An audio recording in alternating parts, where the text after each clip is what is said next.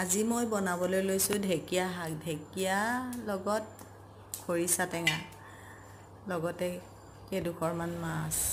আপোনালোকে বাৰু মাছ, ঢেকীয়া আৰু খৰিচা টেঙা এনেকৈ জোল বনাই খাইছেনে? টেঙা জোল। আজি মই বনাবলৈ লৈছোঁ, আহকচোন চাওঁ কেনেকৈনো মই ঢেকীয়া শাক আৰু খৰিচা টেঙাৰ লগত মাছৰ জোল, টেঙা জোল বনাইছোঁ। তাকে অকণমান আপোনালোককো দেখাবলৈ লৈছোঁ, আহকচোন চাওঁ। প্ৰথমতে মই ঢেকীয়াখিনি এনেকৈ ধুনীয়াকৈ গামলা এটাত ছিঙি ল'লোঁ। আপোনালোকে বাৰু ছিঙি পেলাই খায়নে ঢেকীয়া কাটি লৈ বনায়?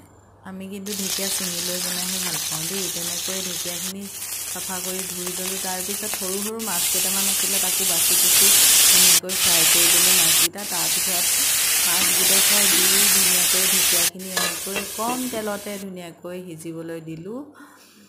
এয়া সৰু সৰু মাছকেইটাও ধুনীয়াকৈ ফ্ৰাই কৰি থৈ ল'লোঁ। তাৰপিছতে ঢেকীয়াখিনি ধুনীয়াকৈ সিজিছে, তাতে অলপ খৰিচা টেঙা দি দিলোঁ। বনাই থোৱা আছিলে খৰিচা টেঙা, ধুনীয়াকৈ টেঙা হৈ আছিলে, তাতে দি এনেকৈ পানী দি ধুনীয়াকৈ উতলিবলৈ দিলোঁ। আজিলৈ টেঙা জোলখন ৰেডি হৈ গ'ল।